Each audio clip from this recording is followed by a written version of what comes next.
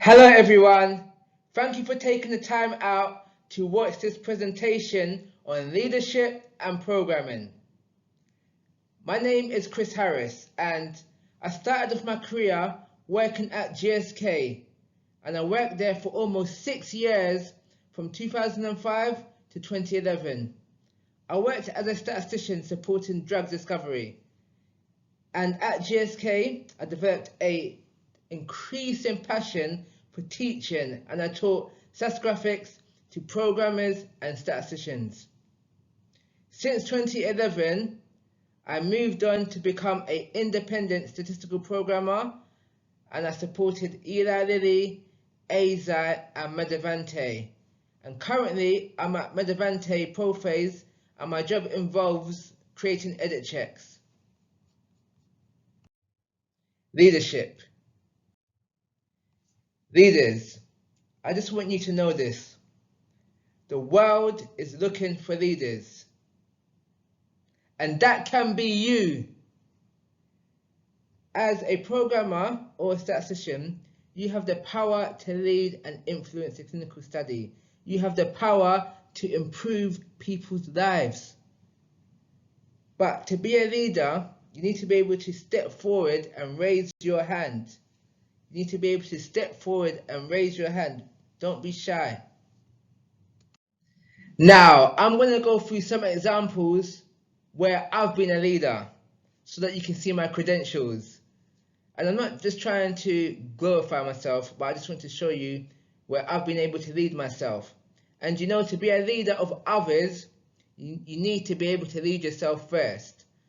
So I set out a mission, no matter how scared I was, to be able to skydive alone. And last month, I got my skydiving license, my A license, my license to skydive, which means I can skydive by myself. I can pack my own main parachute. That part's a bit scary. And also I can skydive with my friends. Last November, I finally realized my dream of co-authoring a book. Wichan Watson and myself, co-authored a stats graphics book called Stats Graphics for Clinical Trials by Example. And last year, September, I went to Spain and I took part in the Camino de Santiago.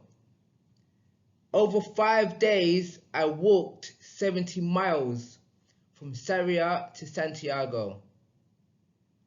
Prior to that, I also had a dream of breaking, the 4-hour time point for a marathon. So doing a sub 4-hour marathon, and I achieved that in 2019 when I done the Belfast Marathon. In 2019, May, I also opened up a Caribbean restaurant, which was a dream because I always wanted to be sort of an entrepreneur as well. So yes, these leadership examples are outside of my day-to-day job, but in my day-to-day job, I've still been able to lead myself, making sure that I've completed my programs and validated programs timely and according to GCP, good clinical programming practices.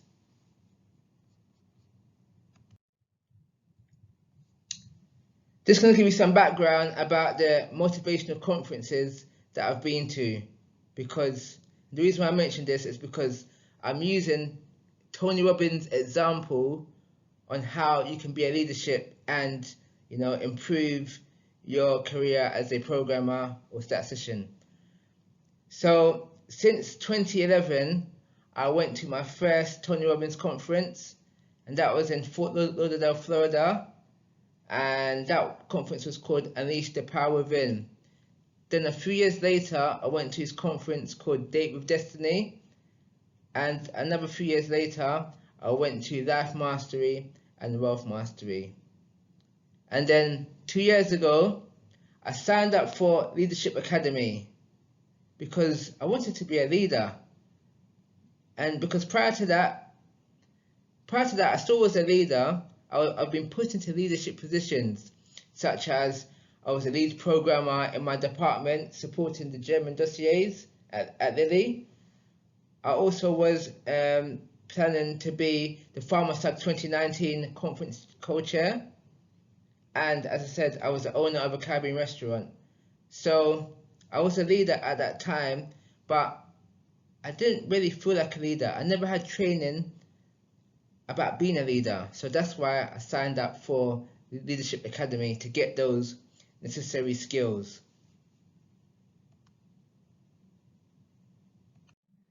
Some teachings that I got from Leadership Academy are: there are 7 steps that you can use to create lasting change within yourself or others. And the 7 steps are: number 1, you need to be able to understand and appreciate their world. And that's without any judgment. You need to be able to talk to them, understand how they see their world without any judgment at all. You need to be able to connect with them and get leverage. So you need to be able to build rapport with them and also get leverage. Find out, what brings them pain and what brings them pleasure, and use that as leverage to help them achieve their goal. You need to be able to interrupt and annihilate their limiting pattern. And this could just mean asking them to say their limiting beliefs, but in a strange voice, a slow voice or speeded up voice, and that interrupts their pattern. You need to be able to define the problem in solvable terms, because if they think that their problem can't be solved, are they going to try? No, they won't try. So if you break down the steps that they need to do, then they could create lasting change. You need to be able to create empowering alternatives. Also, condition the change and use test and check. Test and check in their own location where they live.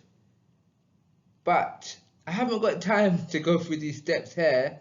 These steps are in my paper, but I am going to show you some other methods that you can use for yourself to help, when you have your own challenges, or also just to when you want to get a different physiology, you can use these methods.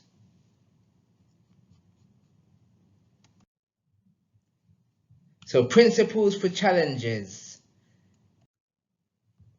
So as a leader, these are the 3 principles that you need to do, or that you should do. This is what most leaders do when they encounter a problem. So this is what they do. They just see the problem as it is, not worse than it is. They just analyze the exact situation. They don't build a whole story around the problem and then default to worry, negativity, depression, etc. After you've done that, just seeing the problem as it is, then have a little bit of faith, see the problem better than it is. Then, when you've seen it better than it is, make it the way you want to see it. The solution, make it the way that you want to see it, the ideal way. And I'm going to give some examples, in the programming world which you should be able to understand. So imagine this: you're nervous about giving a presentation. So just see it as it is, not worse than it is. It's only a presentation. I'm going to say that one more time. It's only a presentation. It's not life and death. You're not going to die, if you perform badly in the presentation.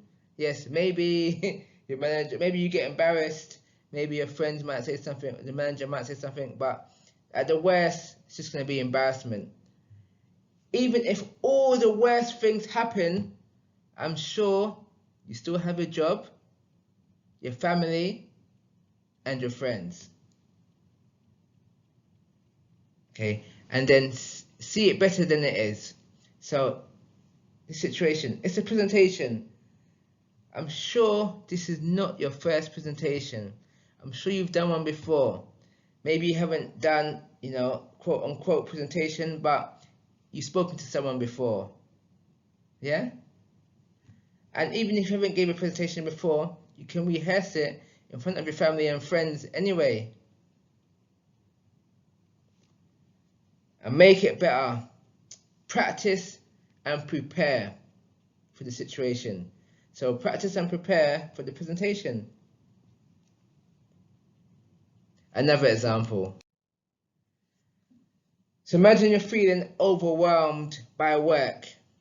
Again, just see it as it is, not worse than it is, because I admit in the past I have, I've started to panic.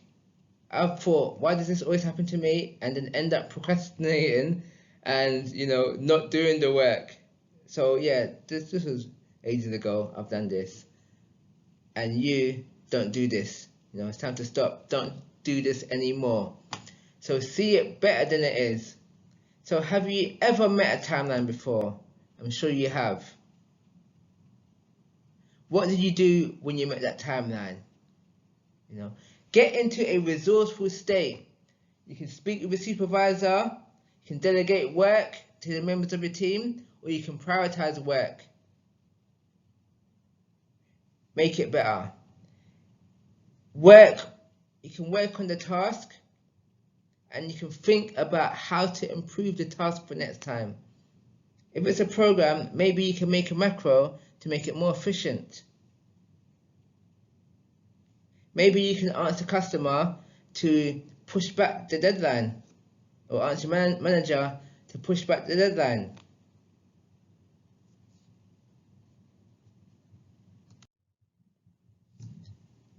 Another example, having mistakes in your code.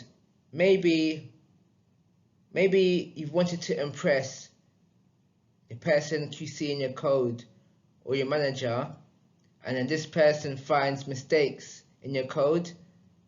You think you fixed the code, and then they find even more mistakes with the same mistakes. And I just see it as it is, not worse than it is. We work in the clinical industry. We have double programming because, mistakes are expected. That's why there are validators. And see it better than it is. Typically the mistakes in your code, it's not like 100% prot compare fail. It could be like 10 records out of 10,000 records had unequal values. Just 1%. Make it better. You know what the mistake is, fix it.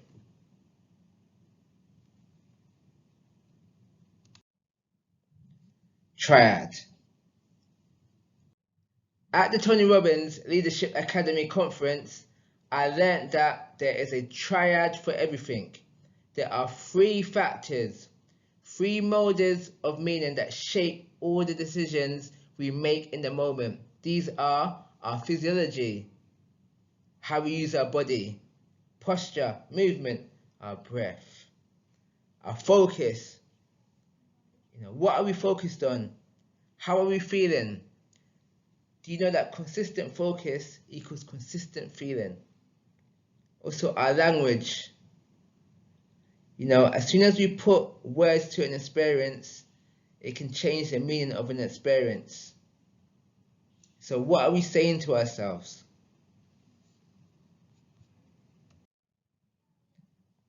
I'm going to show you a potential triad for someone that has a fear of public speaking. So their physiology, how do you think their physiology will be? The breathing is typically shallow. The stomach hurts. They're feeling tense. What are they focused on? Oh, hope I don't mess it up again. I'm always making mistakes, etc. So they're focused on negative things. What language are they saying in their head? I can't think at the moment. I shouldn't be here. I'm not a talker. I shouldn't be here. I cannot be a good public speaker. I shouldn't be here, etc. Now contrast that with the triad for someone that is a successful public speaker, such as Muhammad Ali. How do you think his physiology is? It's breathing, deep, controlled.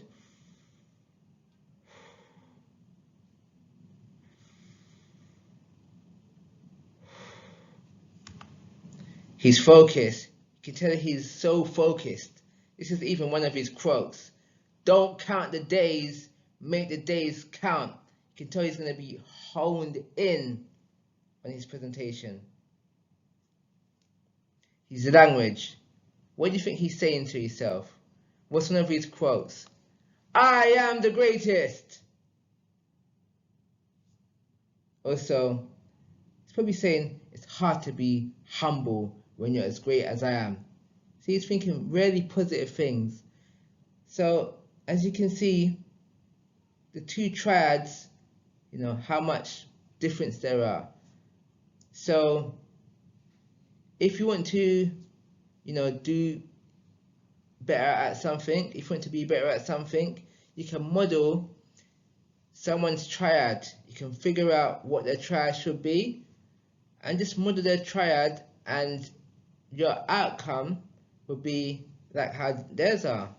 So, if you want to present better, just breathe more deeper and controlled. Think positive things.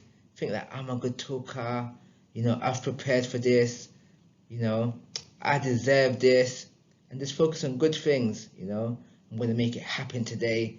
They're going to love my presentation. They're going to speak about it. Yeah, it's going to be the best paper, etc. So the conclusion: before trying to lead others, you should be able to lead yourself. So, and if you can't lead yourself, get better, become more disciplined, etc. You can use some principles when you encounter problems, such as, what would you do when you encounter a problem? Only see the issue as it is. Just see the problem as it is, and then see it better than it is and make it better. You can also take on empowering triads to help serve you. And so, as I mentioned before, if there's anything that you want to do, think about someone who has already done it, then imagine how their triad is and replicate their triad.